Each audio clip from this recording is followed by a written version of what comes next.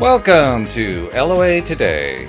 Walt Thiessen and life coach Cindy Chavez here. Today is Wednesday, September the 12th, 2018, 8 a.m. Eastern Time, your first daily dose of happy for the day. And we've been happily chatting along about the fact that we're getting sleep because both of us have been a little sleep deprived lately and we've been getting sleep. And it's amazing how much happier you feel when you have enough sleep.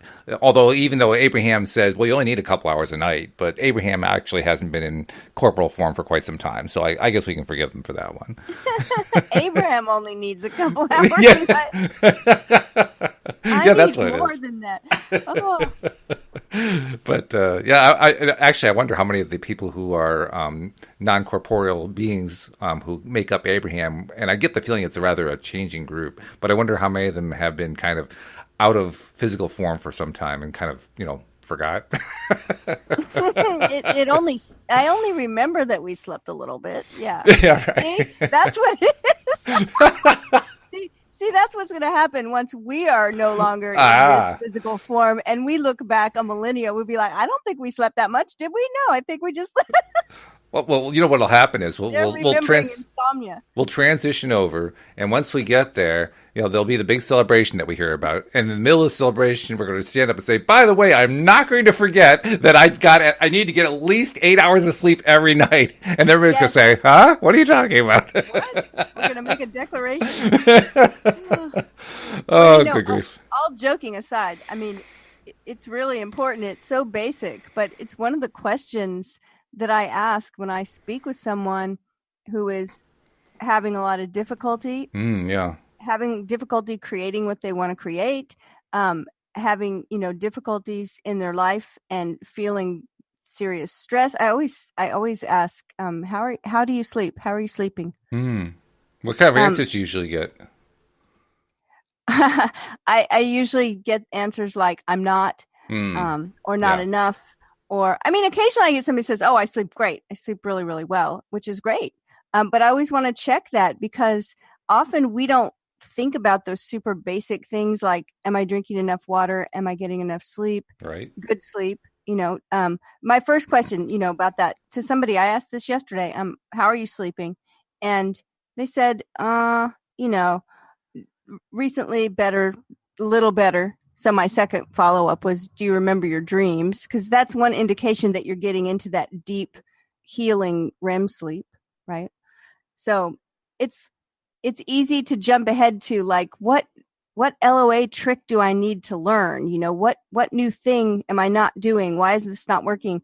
But realizing that we have to like eat nourishing food and sleep enough and drink enough water, the basic things that take care of because we are in physical bodies. Right. Oh, yeah. So, yeah. Yeah. Well, you said something interesting, though. You said, you mentioned that deep sleep, the REM sleep, is the nourishing sleep. And I remember, I have two reasons to think about that. The first, I remember way back when I was in college, I took a course in sleep and dreams. And they talked about the REM level. The REM level isn't actually what they consider the deep level. The deep level, there's actually not a lot of dreaming going on. There's like four stages deeper, or something like that. Right. Yeah. Yeah. Yes. So when I get into a deep sleep, it's really a rare thing for me to remember what my dreams were. I don't know. I wake up and like, whoa, what happened? Just no clue what happened other than, oh my God, it's now, 7:00 in the morning or whatever it is. Well, if you're having insomnia, like on a continual basis, and I'm not a sleep doctor, but what I know from talking to people and my own experiences, and I did some a year of dream study as well. I think that when you're having those nights where you just don't sleep, like you're completely sleep deprived, and then you start sleeping a little better, and then you remember a dream, it's like, okay, I know I'm sleeping a little better because I'm at least. Oh, I see what you mean. Yeah, that's true. Right. So it's like for someone that says, no, I don't sleep, and I rarely have a dream because I'm not really asleep long enough. We want to kind of try to get you to that point. So. Yeah. No, that's understandable. My sister went through something like that. Oh, I'm not sure exactly how long ago, 10, 15 years ago, something, maybe 20, where she couldn't sleep more than an hour or two at night. And it was really affecting her. She was starting to hallucinate and so forth. So wow. I can definitely appreciate. Oh, yeah. And I don't remember what the solution was, but there was a combination medical solution and therapeutic type solution. And the two together, she was able to alleviate that, and she sleeps just fine today. But Well, I had a friend that actually was, or a friend of a friend, a relative of one of my best friends, that was having a bunch of symptoms, but really, and feeling exhausted all the time, but didn't know why. And so they did one of those sleep studies. She thought she was sleeping fine. And they said in the study that she had woken up like 1,000 times a night. oh god, It's just like that little tiny, space, between what good sleep would have been and what it isn't. Like she never quite got into that good sleep, and she would wake up, but not really enough to notice it. And I guess her brain was waking up, and they said, "No wonder you're exhausted." yeah, Like right. you woke up 1,000 times in one night. And I thought, "Oh my goodness, so it's not that bad for me." But I did sleep better last night, and you said you did too, so that's good.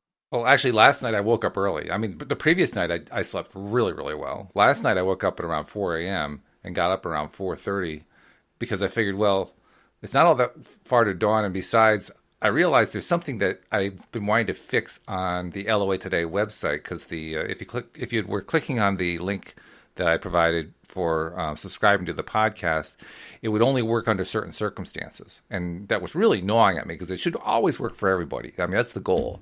I mean, the reality of technology today is that it's usually not that simple because there are so many different kinds of podcast applications, and some people are using iPhones, and some are using Androids or Windows phones, and there's like a whole bunch of variables that affect it. But nevertheless, it should be as simple as possible. And it was really bugging me that there were large chunks of listeners who I knew would be having trouble when they clicked that link. So I got up this morning, and it was worth getting up. Because what I learned, I use a WordPress plugin to provide the feed that everybody ends up connecting to. And for somebody who's saying, what the heck's a feed? Don't worry about it. If you're already subscribed, you're good. No problem. But for those of us who are kind of techie oriented, a feed's important because that's how ultimately we set up all the connections to make it possible for everybody to connect. And I found that the people who manufacture the feed that I use, the system that I use, had come up with a new subscribe button. And I plugged it in, and it works a whole lot better than the one we had before. Yay, so good. now I'm looking forward to people having a lot easier time when it comes to subscribing to the podcast. And I mean, we're already seeing increases in numbers anyway. I'm hoping this kind of like accelerates it, just because there were some people who couldn't get in before, and now they can get in this time. Yeah. Well, you have to have the right things in place, right? Yeah. It's like, it reminds me of, people wanting to use law of attraction for financial, improvement or improvement of their health or whatever. And yeah, it definitely helps to have those tools. And then we also need to do the part we can do as well, which is make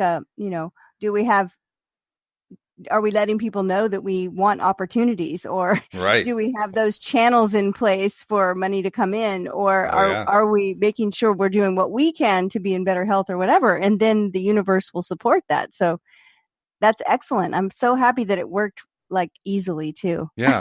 I mean, it isn't perfect yet because the way the new subscribe button works, it gives you a list of available apps that you can plug into for whatever device you're using, which is an improvement.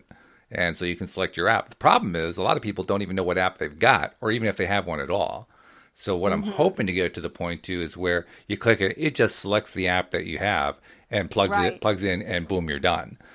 But we're not quite there yet. Auto-detect that would be great. Yeah, and we should be able to do that. We really should not be all that far from being able to do that. So I've contacted the people who create this thing. It's one of those open source type things. So it's a community of people who are involved, and I've contacted them and said, let's consider adding a couple of little features, and I described the features to them. So and they tend to be pretty responsive. In fact, I'll give them a little love right now. For anyone who has a little bit of technical skill and you have your own podcast you want to do, use the Podlove plugin. Yeah, that's the name of it, Podlove. I know I said give them the love, but it was kind of like a play on words. But I love it. It's the Podlove plugin, yeah, and it's a good one. It's one of the really, I'd say it's the best open source podcasting plugin available. I don't think there's anything that's better really out there. So that's my opinion. Good to know. Yeah. Yeah, very good. Well, excellent. So we're I'm glad you did something, that was so useful in your time awake early. Yeah, if you're going to be awake, you might as well do something good, right? I actually finished doing that at about 5:30 a.m. and said, maybe I'll go back to sleep. And I said, no, I don't dare do that. I won't wake up in time for the podcast. Well, So, I always joke I'm not one of those, hey, I'm awake, maybe I'll write a bestseller. I'm what's wrong with you? yeah, no, I somebody even asked me that one time. We were both someone else I was talking with, and they were having trouble sleeping, and they said, "What about you? When you have trouble sleeping, are you one of those people that get up and are very productive?" Or I said, "No, no," because the moment I make the decision, okay, I should just get up, I suddenly feel so tired. It's like, oh, there's no Mm, way I'm gonna get. I mean, if it's 5:30, 5:30 sort of like my mark. It's like, okay, I can get up. It's mhm. 5:30. That's good. But if it's 4, no, too early. Just doesn't seem right. Also, what affects me is that Louise and I don't always go to bed at the same time. I mean, we don't go to the same bed at the same time as each other, or if we do go to get together at the same time, it's not the same time every night. So, Ah, so one night it okay. might be, like 10:30, and another night it could be 8:30, or it could be, completely different time from that. So, that doesn't help a whole lot when you mix the schedule around like that. I have heard them say them. I have heard, sleep experts or whatever. Anytime I've read articles about sleeping, which when you have insomnia, you do that. Well, yeah, especially if you get up instead of trying to stay in bed saying I'm going back to sleep and I'm going back to sleep, and you don't go back to sleep. So yeah, You gotta go back to sleep. So you go, okay, I'm gonna look at my phone and I'm gonna look for an article on how I can go back to that's sleep. right. Yes. But that's one of the things that's always like in the top, few suggestions is it's important that you go to sleep every time, every night at the same time and get up every day at the same time. Now, I generally go to sleep every night around the same time and I Hmm. never have trouble falling asleep. I fall asleep faster than, it's just 30 seconds, I'm out. But I don't always get up at the same time. Like, as a matter of fact, podcast days, I get up really early. And then there's a couple other days that I get up just a little bit later than that. And then on the weekends, sometimes I sleep later. So I know that's probably not what the sleep experts would tell me is important. But Probably not. I'm going to go with Abraham and do what feels best. Well, that's what I do too, because I actually try to do where you have, the approach you described, where you have a set schedule and go to bed every night. And at first it worked, but after a while, I found that it actually was messing me up because there would be times when I had loads of energy at that hour, and there'd be other times I would have been exhausted an hour before. And so I realized Yeah. I really needed to go with what my body was telling me, Yeah. because I agree otherwise I with was going to that. go crazy. I agree. And it helps if you're listening and you're someone who's has trouble sleeping or, whatever, staying asleep or Hmm. going to sleep. Hmm. One of the things that really does help and always helps me, and sometimes I forget it and I stop doing it and then I remember and I go, yeah, that's it, is to stop looking at screens, computer screens, Hmm. phone screens, um, after like 8:30. Yeah, that's Just good. stop because it's the blue light that it actually affects the melatonin production, and so it affects our brain. And so what I started doing at one point was at about 8:30 I would get away from the screens. Around 9 o'clock I would get into bed, but then I would read like a book, not a Kindle, not my phone, but a real book, for about an hour before I went to sleep. That always seems to help, but I get out of the habit of it sometimes. Yeah, that's interesting. Because I've actually used my iPhone. I like to sometimes read my iPhone like it's a Kindle, and I've used that as a way to fall asleep, and it really works for me. Now, I see, I mean, have a on my Android, I have a blue light filter. hmm. I can't remember the name of it, but it's a separate app. Hmm. And then iPhone does. There are no blue light filters for iPhone, so iPhone finally made one of their own. I think last iteration or so, but it turns your screen more warm and away from the blue light. It filters it out, so your screen will have like a little bit of an orangish or pinkish tint. But the tint on iPhone is very, very light. It's like I can hardly notice it's there. And when I use the other app, it's like, oh, it's really, really strong. It tints it out. So So that's just a hint, of something to do because sleep is important. Well, the approach I take whenever I'm trying to fall asleep with the iPhone is I open up a Kindle book to something I've already read. And if it's something I've already read and I start reading it, I start to get bored because I already read it, and all of a sudden I drop the phone and fall asleep. Hey, that's a great idea. Put a stack of books that I've already read next to except for that I'm one of those people that likes to read books over and over. So we'll see. Anyway. So I guess that's my way of overcoming the blue light problem. Sleep better. Yeah, that's good. I like that. Especially on non-podcast days. Wait a minute, I only have one non-podcast day. No. This is not a good plan. I actually do. Saturday morning is my one non-podcast day. Yeah. And wow. the funny thing is I very often wake up and I have podcast withdrawal. No podcast today. I get it. The podcast is great. It is. And we're talking about a really great subject lately because we've been looking at the lives of famous people who are very well off with the idea that if we continue with our typical pattern that most of us have of thumbing our noses at billionaires and millionaires that we think are doing terrible things in the world and so forth, all we're really doing is building up our own antipathy to having money, which is really not what we had in mind when we started thumbing the nose.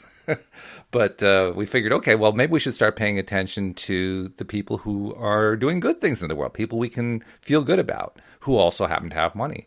And so we started doing that series, what was it, about 2-3 weeks ago, something like that? Yeah, I think so. About 3 weeks ago, maybe. Yeah, and we've done some really interesting people. Today we're picking up one of the contributors to The Secret, one of the presenters of The Secret. And I don't know why we didn't even think about that before. But Jack Canfield, in my mind, was one of the best contributors in the movie and in the book The Secret. Just because, I don't know what it is about him. I think it's partly because of what he just says in general and what he writes. But everything about him seems genuine to me. I mean, there doesn't seem to be any kind of fake persona. And I know people that know him personally, and they say that.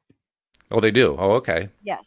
I mean, It's like, no, this is just who he is. It's kind of like what we read about Mr. Rogers. Right. That he didn't want to make a persona for television because one thing, he thought he didn't need it. And the second thing, he said kids can spot a faker a mile off. So I just was kind of be myself. Which he was right about. He really is who he is. And I've heard the same thing about Jack Canfield. Yeah. Well, you can kind of just tell it just by listening to him, just by hearing him in The Secret, just by hearing him talk in the various videos I've heard him in. He's just genuine. There's no pretense at all. And I can trust that. I don't care what he's saying. I can trust it because he's real. So I have a question for you. Okay. Because I didn't find it, but I think you might know it already. Okay. And that is Jack Canfield, for anyone who doesn't know, he's done a lot of things and written a lot of books, but he's also the one that started the Chicken Soup for the Soul books. Right. Which have been hugely successful. Mm-hmm. And what's the story behind those books? Because I think there's a story. I feel like I've heard him tell it before, but I don't remember what it was. Well, he tells part of the story in The Secret, because when the book was first created, it didn't have a publisher. He didn't even know where he was going to get a publisher, and he wasn't sure what to even do about getting a publisher. So basically, he had this book, and he kind of had put it on the back shelf, believe it or not. He hadn't done anything with it. But back in the 1980s, he was a student under W. Clement Stone. W. Clement Stone was his mentor. And W. Clement Stone was actually a multi-billionaire himself who had made his fortune in the insurance industry and was a teacher of success principles. In fact, he wrote, his best-selling book was called The Success System That Never Fails. Well, Canfield was one of his students, and I actually know a little bit about Stone because I worked for one of his companies for a year and got kind of indoctrinated with the stuff that he teaches. Well, I didn't get indoctrinated as long as Canfield did. Maybe that was my mistake. But Canfield actually apparently was working directly with him. And one day Stone said to him, I want you to set a goal for yourself that is bigger than you think you can achieve, which is not the way it's normally explained, right? Normally we teach it in terms of, you have to believe in it. You have to believe you can actually get there. But no, Stone said, go, I want you to think of a goal that is more than you think you can achieve. Now, this was in the early 80s. Back at that time, Canfield was making, he says, around $8,000 a year, which in today's money would be about 16 to 20. So he wasn't doing real well. Mm-hmm. And he decided to set a goal for himself of making $100,000 in a year, which was far beyond anything he could imagine. And he was married, but it was not a situation where there was any money to, invest or anything like that. Everything was tight. Their money was tight. Right. So what do you do? So anyway, he, at Stone's suggestion, ended up taking a check and filling out the check to himself, and later on turned the same idea into a dollar bill. He took a $1 bill and he modified it with some, the equivalent of a Sharpie or, a magic marker or something like that. He changed the $1 bill so that it said $100,000. And then he taped that to the ceiling above his bed, so that every morning when he woke up, he would see that $100,000 bill on the ceiling. That was his way of training his brain to believe that $100,000 was his, and it was just on its way. So he did that, and nothing remarkable happened. Nothing at all happened. For about a month, he didn't get anything, no inspiring ideas in the shower, nothing. And then one day, he remembered he had this book that he had written. And he said to his wife, I wonder if we could get like 400,000 people to buy a copy of that book, and we got a 25% royalty on it, which is, on par for what the royalties were at that point in time. That'd be $100,000. I wonder if we could do that. And she says, well, how do you do it? And he says, I don't know, but let's try. And that's a lot of buyers. That's a lot of buyers. Yeah. Where are you going to find 400,000 buyers for a book that nobody knows anything about, and nobody even knows whether it's going to sell or not, for goodness sake? Well, the way he tells the story is, shortly thereafter, he was at the supermarket and he saw a National Enquirer magazine.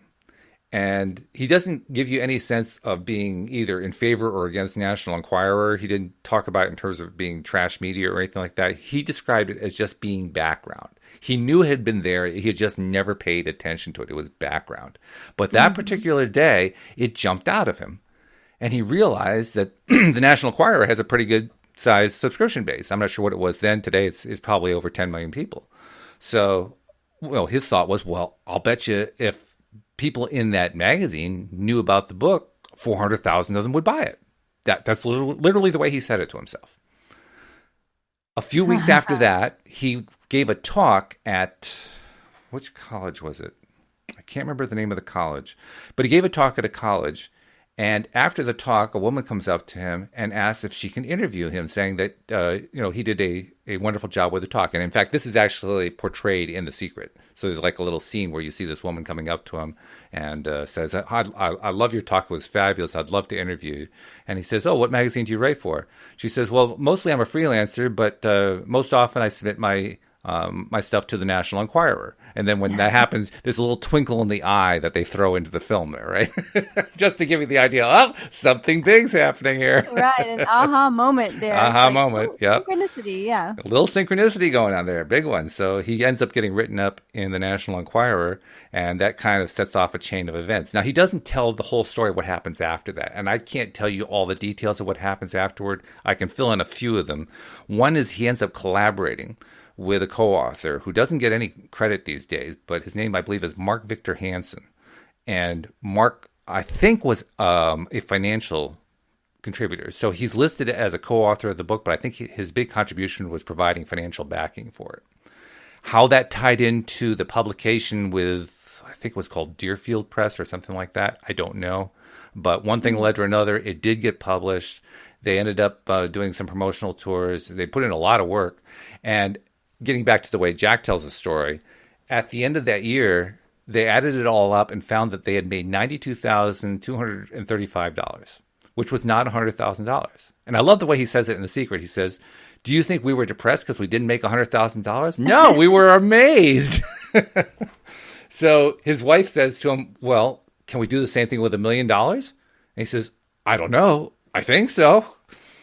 The next part of the Secret, you see his publisher writing him a check for $1 million and putting a little smiley face next to his signature because it's the first ever $1 million check he'd ever written. Oh, wow. It had never been done before. Never been done before. And of course, now as we look back, we find that the Chicken Soup for the Soul series, and that was the first Chicken Soup book, that series has now sold over 500 million copies. Right. I saw that number and I was like, oh my goodness. I mean, that's insane. That's more copies than there are people in the United States. Wow. That's amazing. There are so many great takeaways from just that one story. Mm. Oh, yeah. Pick one. What's your favorite one? Well, the idea that it had never been done before. Yeah. In other words, he had never made that much money before. He wasn't sure even how to make this happen. And then, I love the idea of meeting someone unexpectedly that can help you, as I see that happen a lot. Oh, yeah. And then, but the idea that so many of us would say, well, I mean, that's not going to happen because it's never been done before.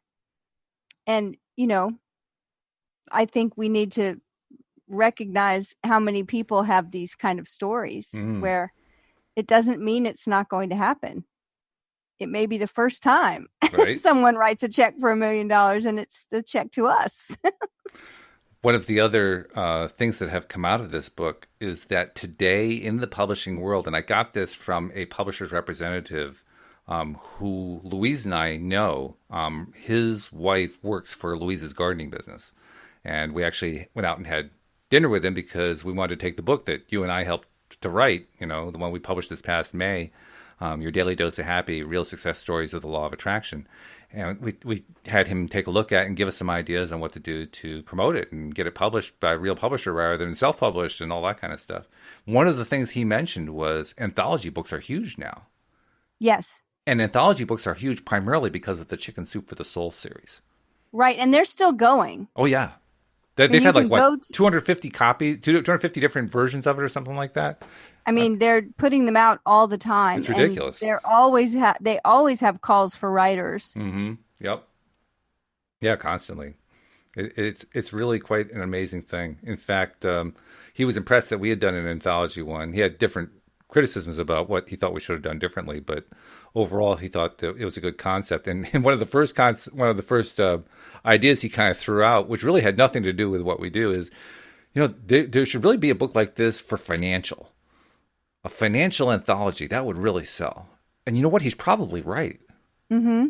That would probably sell really, really well. I really don't want to put together a financial anthology, but yeah, that would probably do very well. Well, it's interesting when you look back at how the Chicken Soup book started. Like, I think you said it was just a book he wrote. Right. And then they had an initial view of success, an initial vision of what success would be. Right. Like they had a number amount they wanted to, or when I say they, I mean he and his wife. I mean he wrote the book. Yeah, so pretty much. He had an initial vision of how much money he wanted to make, and it's like, okay, they did the math, right? If we could get 400,000 people to buy the book, our take would be this amount that we've wanted to create. Exactly, yeah. And they did that, but what's so interesting, and we talk about this a lot, is that whole idea of being open to the universe support, right? Universal support. The universe is always supporting us. It's like when we're open to that and we don't limit ourselves to hows. Like how many times when you told the story, you said he didn't know how it was going to happen. Right. He didn't know how. He didn't. Had no clue. He did not limit himself to it happening a certain way. And look what's happened now. Yes. I mean, 500 million copies and 250 different iterations of. He had no idea, right? I mean, he couldn't have had any idea that this thing would. Well, who could? Up. How could you possibly know that? There's no way to know that. And so, to me, that's so exciting. It is. Any little thing, any little project that we feel we want to do, or create in our life, who knows where it could go if we don't limit ourselves. Well, one of my favorite things to do when I'm visualizing about this podcast and about its growth is imagining having 100,000 subscribers. Awesome. There we go. Same number, you know? Yeah. And I have no idea how to translate that into royalties because I'm not sure what royalties there are with a podcast. But nevertheless, I like the idea of 100,000. I like that number too. There's something good about it. Something I feels can good. totally see 100,000 listeners. Yeah. Mm-hmm. And boy, oh boy, would that be overwhelming. Can you imagine 100,000 people listening to every podcast? Like, oh my God. I can actually. Yes. I can envision that. Boy, yeah, it gives me shivers whenever I think about that possibility. Ugh. But one thing I Jack have done is Canfield, I've given up on how, though. I have to say that. I have given up on how. I still try to take steps, but trying to figure out how to reach 100,000, that's just too mind-boggling. I don't know how to do that. Well, you know what's interesting is what you just said about I always take steps. And I love the analogy of steps because even if you try to take the biggest step possible, it's still just the next step. Even when you're as tall as I am, it is just one step. Right? It's one step. And you really, I mean, until we learn how to fly, we really only can take one step at a time. Pretty much, yeah. We can jump or hop or, but we're still just moving ahead in increments. Mm-hmm. And it's kind of like when you plan a trip, a road trip. I mean, generally speaking, we work on a linear timeline and we decide, okay, well, where are we, how far are we going to drive today? Where are we going to end up? What's our goal today? Even though we may be driving all the way across the country, what about where are we going to try to get to? At least when I've done road trips, that's kind of how it's worked. It's like, well, where do we want to be at this time? Right. And we just make it there. Yeah. And it's like things change and things sometimes very little is in our actual control that's outside of us, but our response to it and our inner guidance is like, giving us direction for one step at a time. And tying into that concept, Jack put out a book about 3 years ago called The Success Principles, how to get from where you are to where you want to be. I mean, right, exactly what you're talking about, that you have to do it through steps. Well, he actually lays out what the steps are. He lays them out in terms of 64 essential lessons. And very recently, he actually not more recently than the book, about the same time the book came out. He was asked in an interview, or actually, I guess he was asked by the Huffington Post to write an article about, what are the success principles, but to keep them like under 10, because they didn't really want to have 64 in an article. And I can understand that, that's a pretty long article. So he had to edit it down. He got it down to 7. And in this article, he lays out what the 7 are and kind of quickly discusses them. I love the first one. We mentioned it, you and I did before we started the podcast. He calls it evict entitlement and take responsibility. And we were both commenting how we loved the word evict entitlement. What he says here is one of the greatest myths that is pervasive in our culture today is that you are entitled to a great life and that somehow, somewhere, someone is responsible for filling our lives with continual happiness, exciting career options, nurturing family time, and blissful personal relationships simply because we exist. But the real truth is that there is only one person responsible for the quality of the life you live, and that person is you. Everything about you is a result of your doing or not doing, income, debt, relationships, health, fitness level, attitudes, behaviors. That person who reflects back at you in the mirror is the chief conductor in your life. So, hey, say hello. But I love that. Evict entitlement. I mean, that flies in the face of a lot of self-help people these days. A lot of self-help people say, not so much that you're entitled, but a lot of what they teach includes entitlement. And I find that fascinating. I love it because that's always been my that's first on my list. I always called it radical responsibility because it's the idea that I am responsible for my life experience. Yeah. It's not my fault if something, bad happens to me. That's not what I'm saying. But Mm-hmm. my response to that thing is my responsibility. Mm-hmm. How I react to it, how I experience it. So Yeah. until we get there, there's no conscious creation. That's a great Uh, point. Because mm-mm. how can you consciously create when you're undermining your own creation by feeling you're like somebody should just hand something to you? Right. Or feeling like everything, that's not right in your life is someone else's fault. Mm-hmm. Yep. In fact, It how often might do we it do might we feel a include little, blame and fault? I mean, even just that alone, blame and fault. How much does that dominate our conversations about our lives, about our successes and failures and so forth? How much finger pointing actually happens? It yeah. blows me away how much there is.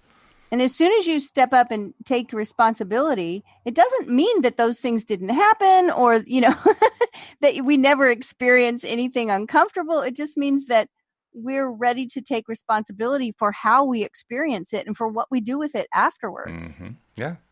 Yeah, powerful, because that's where it all begins. I'm really excited that that was his first point because it starts there. Now, his second point, this is where I think I would certainly have stumbled, and to some extent that I still do, but not nearly like I used to. The second point that he says that is a really top success tip is to be crystal clear why you're here. He says each of us is born with a life purpose. Identifying, acknowledging, and honoring this purpose is perhaps the most important action successful people take. They take the time to understand what they are on this planet to do, and then they pursue that with passion and enthusiasm. So if you don't know what you're supposed to be doing, then just tune in to the signals around you. Looking toward others for help and guidance is helpful, but don't forget to stay tuned into yourself, your behavior, attitude, likes and dislikes, and life experiences. Identify what's working and what isn't, and if you need to, write it all down. You might be surprised by what you discover. Now, I say that one is a stumbling block because it was for me for the longest time. Until I found this podcast as something I love doing, I had no idea what kind of purpose I had in life. And it was really a source of frustration for me because I felt like I was just kind of floating through life and missing it. And I think I probably was. But first of all, I didn't know, that I needed to look for a life purpose. And second, if someone said to me, "What is your life purpose?" I would have said, I mean, that would have been the extent of my answer because I didn't know. Well, So, what I think is interesting is that I've always understood that our life purpose has more to do with being than doing. So elaborate on that. I actually had a a template for life purpose that I would use with clients, and it was really very simple. It was Cindy, Hmm. hear, see, feel, and know that the purpose of my life is to be fill in the blank, to enjoy fill in the blank, and to fill in the blank myself and others. Hmm. So in other words, like core values, Yeah. when we know what our core values are, we start to understand our purpose is to be whatever it is that we feel our purpose is to be. It's not necessarily to do. The doings that happen will come out of it. Like, well, once we know what our purpose is, the doing will just be a natural outcome of that. Anyway, that's the way I've always understood it. That's a good approach. I hadn't really thought about doing it that way. I imagine, though, if you've used that a lot with your clientele, you probably have had a lot of success stories coming out of it. I mean, like when you first applied it with yourself, when did you first apply it with yourself, and what was your own result? It's funny. I used to do it every once in a while just to get, I don't know, just to connect with it. Right. And so it's an adjective. My life is to be. Mm. And one of the things I know is that as a top core value in my life is beauty, art, music, making things more beautiful, recognizing beauty, enjoying beauty. There's nothing that I like better than, going to an art museum or walking through a field of flowers or just finding beauty wherever it is. Mm-hmm. And so I know that that's connected to my life purpose, Okay. is to enjoy it and to point it out, to recognize it, to create it. And that all has to do with who I am. And so, it's different for everybody. I know I was looking for one. Somebody wrote me one, and it was so beautiful that I asked if I could share it. And mine was, I just looked it up. I was like, where's the last one that I helped somebody do? I see, feel, hear, and know that the purpose of my life is to be authentic, beautiful, intuitive, powerful, and wise, to enjoy beauty in the world around me, to love, teach, and empower others to communicate masterfully, to love deeply, to create consciously, and to enjoy life fully. Wow. That was the last time I actually shared it with someone. It was 5 years ago, and it's still true. Wow. Okay. Which is interesting because I think most of us don't even think about going at it in terms of more abstract approach rather than, like you said, a doing approach. We usually try to answer questions like that as a doing approach, but you didn't do that. Exactly. And I always use this example, and that is, let's say someone has a core value of, justice. Mm-hmm. That's justice and injustice is very hard for them to deal with, and they want to see justice in the world, right? Mm-hmm. Sure. And they came into this world just being very, concerned about justice being done. Well, you may think, well, okay, they could be a lawyer or, work in the law somehow, but maybe they didn't have the opportunity to go to law school. Does that mean they can't fulfill their purpose? No, there's many, many ways. I mean, we can all think of ways that that purpose could be fulfilled, right? Mm-hmm. Maybe it gets fulfilled when they're in first grade because they're willing to stand up for somebody who's being bullied or whatever, right? So it's like the doing comes out of it, but the being is the purpose. And so I think that that's really important because sometimes something may prevent us from doing a certain thing, but nothing can prevent us from being who we are. Mm-hmm. What would Abraham say about purpose? I don't think Abraham say it would be doing anything. Probably not, because in Abraham's view, the thought and the feeling precedes any kind of a doing, and it's the thought and feeling that you're really supposed to be focusing on. Yeah, so I think that, yes, I totally agree with Jack that purpose, when we know it, everything changes. Yeah, well, I think that's true. Yeah. It's funny, But though, I how think it's we more always about tend to we tend to word it the other way. We tend to word it in terms of what we're going to do with our lives, which is fascinating. Instead of who we're going to be. Right. Yeah, that's true. That's true. It's a good place to start. When we know what kind of person we want to be or what kind of person we are, that's a good place to start. You talk about somebody who wants to pursue justice. Funny, I think we all are going to have different reactions to different words. When you described that, my first reaction was, ugh, I've been down that road. It's not fun. That maybe that's not your purpose. Apparently not, because I actually was thinking about being a lawyer. I went to college for my bachelor's degree with the idea I was pre-law. And abandoned it fairly quickly when I found out what law courses were actually like. Was not matching up at all with what I had this very idealized idea of law. And well, don't we all when we're that age? Yeah, I think so. Sure. We have an idealized view of everything, I think. But I did certainly have a feeling that justice was important at that point. And I mean, I can even tell you a story that reflects it. Although at the time I didn't think of it as being justice. I just thought of it as I just had to do it. When I was, I'm going to say 13 years old, something like that.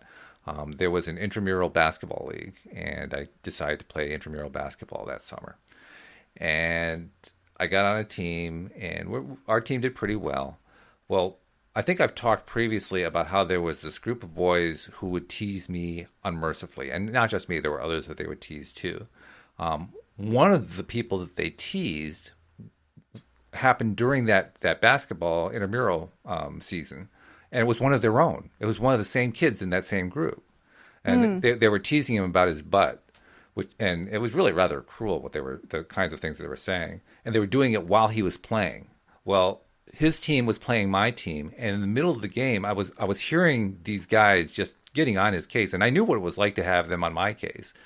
And I stopped. At one point, I had the ball at about half court. I just stopped, held the ball, and basically chewed them out. Right there. And this was like way out of my normal behavior pattern. I would never, ever do this. I was such a wallflower that, me speaking out would be like the last thing you would expect. But it just got to me so much that I just chewed them out, and they stayed silent for the rest of the game. Well, we finished the game. I don't even remember who won the game. It doesn't matter. And then the season went on for a bit more. And I think our team finished second. We lost in the final game, but we had a good season. So anyway, at the end of the season, they had an awards ceremony. Excuse me. And at the awards ceremony, I mean, I knew we weren't going to get anything. They weren't giving out second place prizes or anything like that. So I wasn't really looking forward to be there. But my parents insisted, no, you got to be there. So I go, all right. So I was there. And all the kids are sitting on the floor and so forth. And they give out all the rewards. And okay, all the awards I got, the most valuable player, best shooter, all that kind of stuff. Great. Okay. So we're done. And they said, no, we have one more award to give. The Sportsman of the Year is Walt Thiessen. Yay! And I looked up and I said, I'm thinking to myself, what? I had no idea what was going on. And I honestly had the feeling that I was about to be publicly teased again. Oh, wow. I had no clue that I was being honored. None whatsoever. They had to convince me to come up to accept the award. And I got up there and they hand me this trophy, and I whispered to the teacher who was giving it to me, what's this for? And he says, it's because you're the best sport of everybody who is in the league. And I just stood there with my mouth open. I didn't know how to react. I didn't know how to feel. And everybody's applauding. And I'm looking around with like a deer in the headlight gaze. And to this day, I don't think I said a word. I don't remember for sure exactly what happened, but I was in such shock that I didn't even know how to handle it. Wow. Well, see, here's what's interesting is that what I know of you, and like this story too, I see that that you have a really strong value around justice, and it's just practicing law or going to law school wasn't the doing wasn't part. The way to do it.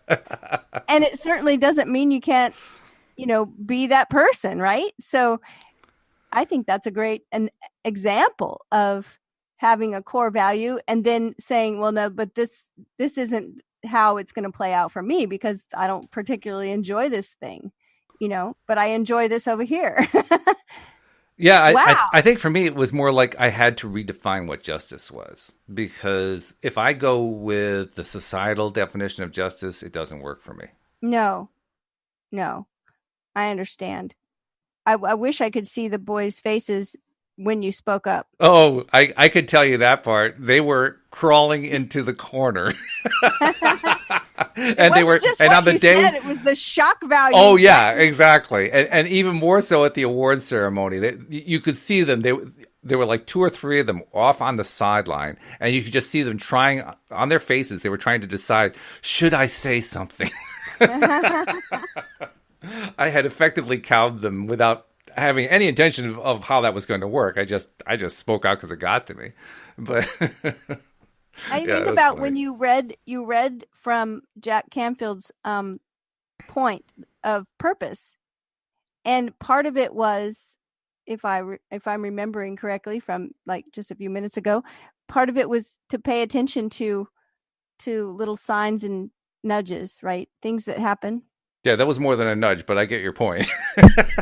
Well, so I'm like, well, there it is. There's a great example of that happening. It's like you didn't even expect it, but there it was. Yeah. And the experience was more than a nudge. It was more like a 2x4, but it was strong. Let's put it that way. But even you getting the award. That part, that was right? Very much a surprise. A sign. That's very the universe saying, here's a reward for who you are. And interestingly enough, I didn't know what to do with it. I didn't even know how to react to it. And I'm not even sure what that even says about anything, but the reward came. It was a reward for something I didn't even know I could be rewarded for. And once it got there, I didn't know what to do with it. Well, I think that's very cool. What you just said is I got a reward for something that I didn't even know you could be rewarded for. Right? Yeah. It was a bit of a shock. That's the universe telling you showing you who you are and giving you a nice reward there. And interestingly enough, it took me a lot of years to even come to terms with it. I mean, I just ignored that story for decades because at the time I just didn't know what to do with it. Now I have an idea what to do with it. That's one of the beauties of being a student of the law of attraction and of the teachings of Esther Hicks, Abraham Hicks. I have learned enough that now I know what to do with that. But at the time, or even in the decades that followed, I still didn't know what to do with it. Yeah. There was no context. There was nothing to equate it to in my life that I could say, oh, well, yeah, it's like this, so now I understand how to relate to it. I had nothing like that. Well, this is why I think core values and knowing our core values, and this is how we find out. Yeah. Oh, yeah. Absolutely. It's like we recognize times when something was really enjoyable. We recognize times when something was just intolerable. Mm-hmm. And we recognize why. Like, what value do you think that's attached to? And it's different for different people, right? But it is. Yeah, very important. I mean, in this case, I knew what the why was. The why was really clear to me. What was not so clear to me is how it played out and how to feel about that. I mean, on the one hand, I knew that I was supposed to feel good. On the other hand, I really think it took me years to get to the point where I felt good about it. I know that sounds strange, but it's really true. Well, it sounds to me like, as a kid when it all happened, that it was confusing. It was very confusing. Oh, yeah. That's definitely the word. Yeah, but I'm really glad you shared the story today because it's a great story. Isn't it? Yeah. It's one of those stories when it happens, you're not sure what to do with it, perhaps, but when you look back, you say, doggone, I did the right thing at the right time. That's a good thing. Yes, you did. I bet those boys still remember it too. They probably do. Actually, there was a reunion. The members of my graduating class had a reunion a few years back that a friend of mine kind of dragged me to, and met people I hadn't seen in many years. One of them was one of those kids. Interestingly enough, he's now a lawyer. Why did I know you were going to say that? I don't know. But that was pretty funny. The other interesting part was I greeted him warmly, even though I didn't really feel like a warm relationship to him. But I greeted him warmly, and he almost looked like he wasn't sure what I was going to do around him. He tentatively took my hand and greeted me, and he wanted to get out of the conversation as soon as possible. That's so funny. And like, how old were you when this happened? Like 13? 13, yeah. Yeah. Those things stick with us. They certainly do, apparently. Wow. I hadn't thought about him in years, but I guess he had thought about it. Maybe he thought about that day. I don't know. I bet he did. Yeah, that's probably what it was. Yeah. So anyway, getting back to Jack Canfield, I mean, look what we did. We talked about like 2 of his points. He made 64 points, success tips. We got 2 of them done. Well, here's my question about that. Because you said that he was asked to do this interview or article or whatever, and to kind of, did he condense those 64 down into 7, or did he just pull out 7 of the 64 that were important, the most important? I think he pulled out 7. I mean, he doesn't really specify what he did, but I think he kind of culled it down to 7. I mean, I can tell you what the other ones are if you like. Yes. Number 3 says, decide what you want in a really big way, which is very much in tune with LOA teaching. Number 4, believe anything is possible and leave the complaint department. Oh boy, is that good advice. Leave the complaint department. It's so easy to stay in that department. We spend a lot of time in it as human beings, and it's probably the worst thing we could do is just complain. But anyway, that's one of his big points. Number 5, fire up the faith in yourself. That one's a little bit tougher. Once I understood how Abraham Hicks teaches that then I knew what to do. But before, I didn't know how you fire up your own faith. I mean, did you Yeah. know? Well, I always think that knowing people's stories is one of the best things for me. Mm-hmm. And then also remember, that's why I think that keeping a journal or however you keep it, a magical diary, whatever it is, with your successes. Mm-hmm. Because looking back and remembering when I've had success before, that fires me up. Oh, okay. How did he word it again? Fire up the faith in yourself. He says, if you're going to be successful in creating the life of your dreams, you have to believe that you are capable of making it happen. Whether you call it self-esteem, self-confidence, or self-assurance, it is a deep-seated belief that you have what it takes, the abilities, inner resources, and so forth. Mirror work, yeah. Yeah, that's a good way to do it. In fact, he's the one who as far as a method, I think that's, yeah. Yeah.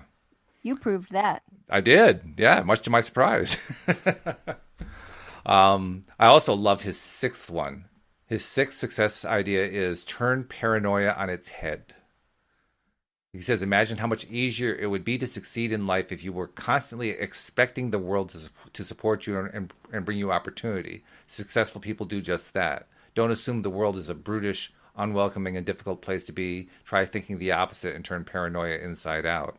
And the way I like to do that is taking phrases that we use to describe unpleasant things and trying to turn them around. So usually in terms of the lack end of the stick idea that Abraham Hicks talks about, where we express things in terms of what we don't like. I don't want to have a job I hate. I don't want to have a relationship with somebody who treats me bad. I don't want to live under a government that is brutal and totalitarian. I don't want this. I don't want that. Instead, invert it. Turn it into what you do want. That's the flip pivot. The whole thing around. That's the pivot, right? And he called it turning it on its head. I like that. I think it is important to turn things on their There's a word for that. It's called pronoia. Pronoia. Right. I had not heard that one. That's a good one. Right. So paranoia is everyone's against me. Mm-hmm. And pronoia is the universe is supporting me. Or as Wendy Dillard likes to say, everything is always working out for me. Exactly. Yeah. I like that. What's number 7? Number 7 is make a goal and go with it, even if it's risky. Not your usual teaching again. Yeah. Well, I noticed that number 3 was about making a really big goal. Right. Yeah. Number 3 and number 7 definitely go together. And number 4 is tied in. Believe anything is possible and leave the complaint department. So he's definitely into thinking big. And I think that's a direct result of his experience with W. Clement Stone. W. Clement Stone told him, set a goal that was so big you didn't think you could achieve it. And he did. And he got it. Right. I really like that. I'm in the midst of setting some goals, and that kind of fired me up to hear that. Really? It's kind of scary, too. It is scary. It is scary. I was like, oh, no, can't I just set a little tiny goal? No, you need to set a big, audacious goal. Yeah. The trick here, and I suspect he probably gets into this in his book, because he doesn't really lay it out here. But the trick here is when we set that big goal, do we do it in a way that we feel like it feels good, or we do it in a way that makes us feel like, oh God, I'll never get there. I give up. I quit right now. Well, I think that's where, number 5 comes in, is firing up the faith in ourselves. Yeah, we could do a whole show on that one. Because we certainly can't make a big, huge goal that we don't think, a goal so big we don't think it can happen. We're going to have to fire up faith in ourselves to be able to move forward, wouldn't you think? I would think so, yeah.